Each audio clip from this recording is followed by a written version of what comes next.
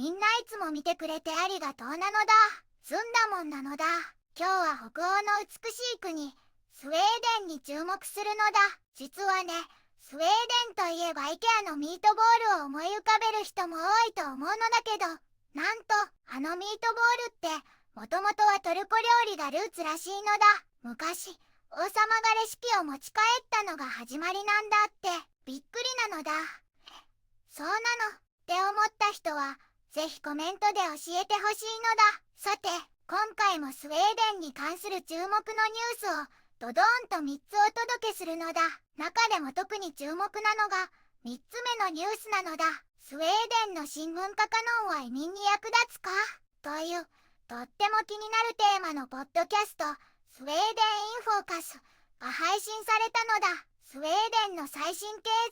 済状況、例えば食料品やアパートの家賃、クローナの価値が今どうなっているのかを深掘りするほか、発表されたばかりの新しいスウェーデンの文化規範を徹底解説するのだ。IKEA や超靴下のピッピなど、どんなものが選ばれたのか、そしてそれが移民の人たちにとってスウェーデンを理解する上で本当に役に立つのかどうか、みんなで考えていくのだ。これはもう聞くしかないのだ。この動画が面白いって思ったら高評価とチャンネル登録も忘れずによろしくなのだ。それでは早速スウェーデンの最新情報一緒に見ていくのだ。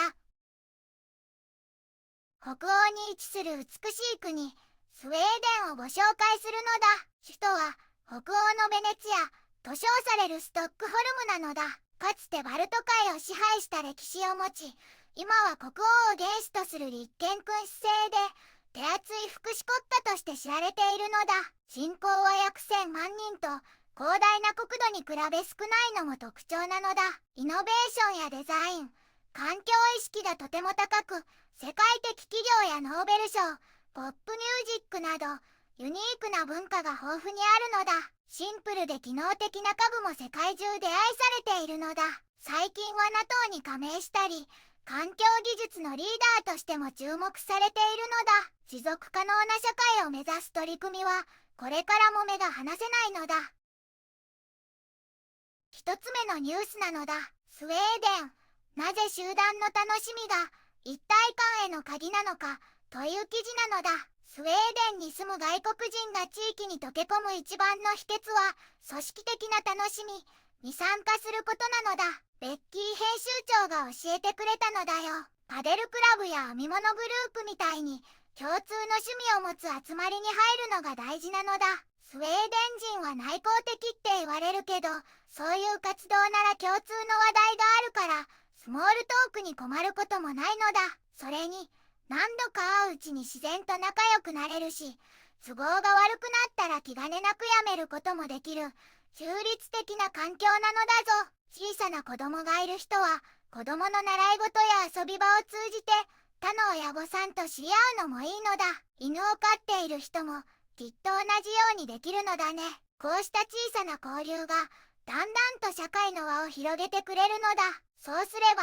新しい仕事のチャンスや、住まいが見つかるきっかけにもなるかもしれないのだよ。そして何より、スウェーデンでの生活がもっともっと楽しく、自分の居場所だと感じられるようになる秘訣なのだ。みんなもぜひ、試してみてほしいのだ。二つ目のニュースなのだ。リバーインターナショナルスクール、コミュニティを作る5つの方法という記事なのだ。リバーインターナショナルスクールは、スウェーデンに引っ越す家族にとって子供の学校選びの重要な選択肢なのだ。この学校は素晴らしいコミュニティを築くために5つの方法を実践しているのだ。まず、スウェーデン語の流暢さに力を入れているのだ。英語とスウェーデン語のバイリンガル教育で、スウェーデン語の授業は全体の半分以上を占めるのだ。これにより、子供たちはスウェーデン社会に溶け込みやすくなるのだ。次に、音楽を共通言語として活用しているのだ。独自の音楽プログラムで、オーケストラなどを通じて、異文化を持つ子供たちが共に学び、協調性を育むのだ。認知発達にも良い影響があるのだ。さらに、高い教育水準を誇るのだ。ススウェーデン資格を持つ教員が 85% と全国平均より多く、昨年の9年生の高校進学率も非常に高いのだ。国際的な教育でありながら、現地での進学もしっかりサポートしているのだ。そして、真の国際性も強みなのだ。スウェーデンでは数少ない IB プログラムを提供しており、スウェーデンと IB 両方の成績がもらえるから、国内外問わず将来の選択肢が広がるのだ。最後に、地域に根ざしたコミュニティ作りを大切にしているのだ。少人数制クラスで、ストックホルムとヘルシンボリの人気住宅地に学校があるのだ。創設者たちの40年以上の経験に基づいた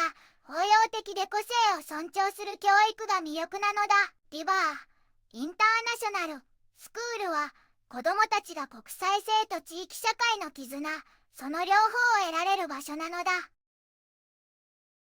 3つ目のニュースなのだ。スウェーデンの新文化カノンは移民に役立つかという記事なのだ。スウェーデンの新しい文化規範は移民に役立つのかというとっても気になるテーマで、ポッドキャストスウェーデンインフォーカスが配信されたのだ。今回のエピソードでは最新のスウェーデン経済状況を深掘りしているのだ。食料品価格やアパートの家賃、そして通貨クローナの価値が今どうなっているのかを詳しく解説してくれるのだ。物価上昇はみんなの生活に直結するからとっても大切な情報なのだ。そして一番の注目ポイントは発表されたばかりの新しいスウェーデンの文化規範なのだ。IKEA や超靴下のピッキなどどんなものが選ばれたのか、そしてそれが人々の間でどんな議論を呼んでいるのかを詳しく聞けるのだ。この文化規範が移民の人たちにとってスウェーデンを理解する上で役に立つのかどうかみんなで考えてみるのだ。さらにメンバーシップタスのメンバーさん向けにはスウェーデン民主党の政策や新しい政党の登場がこれからの政治にどんな影響を与えるのか興味深いお話がたくさんなのだ。このポッドキャストを聞けば今のスウェーデンの様子がまるっとわかるのだ。ぜひ聞いてみてほしいのだ。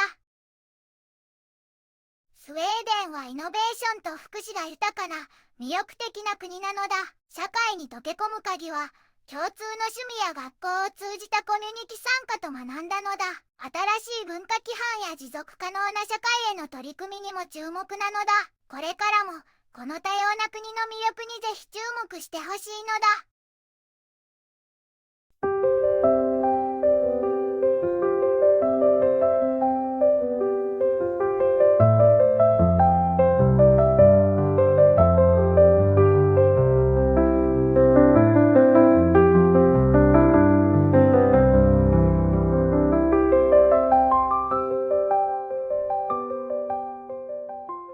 こんにちはなのだ。この番組では世界のあまり知られていない国や地域からちょっと不思議でちょっと感動するニュースをお届けするのだ。日本ではあまり話題にならないけど世界には僕たちが知らないままの出来事や優しさや驚きに満ちた物語がた